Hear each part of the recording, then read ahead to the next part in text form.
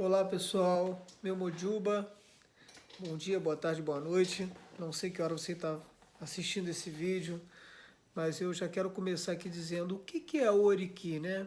Eu disse que nos próximos vídeos ia falar sobre o Oriki de Exu, mas primeiro eu quero clarificar o que é o Oriki. Bom, se você buscar no Wikipedia, no Google, em alguns lugares, você vai ver que o Oriki pode significar simplesmente leitura.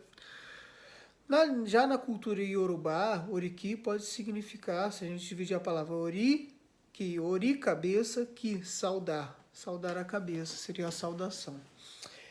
E se nós pensarmos na cultura, talvez, do candomblé, na cultura do candomblé, né? Umbanda, a gente não fala muito em oriki. Mas na cultura do candomblé, nós podemos dizer que oriki significa evocar.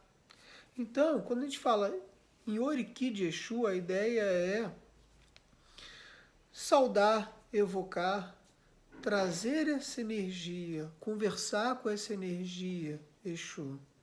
Então, estou aqui trazendo rapidinho essa minha visão do que é Oriki, lembrando que essa é a minha verdade, não quer dizer que tem que ser a verdade de ninguém, é apenas a minha. Se você tiver qualquer dúvida com relação a isso, busca, pesquisa e próximo vídeo, Oriki de Exu. Forte abraço para você.